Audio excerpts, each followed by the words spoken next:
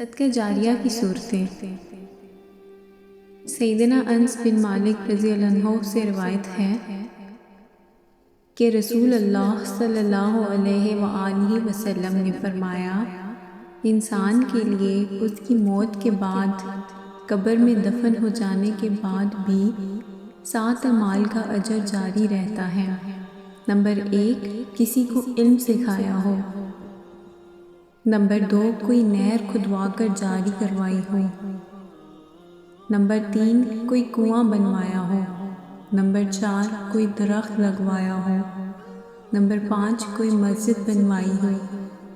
Number 6، قرآن مجید کو میراث بنایا ہو، کسی کو قرآن کریم پڑھایا ہو یا کسی کو قرآن کریم لے کر دیا ہو۔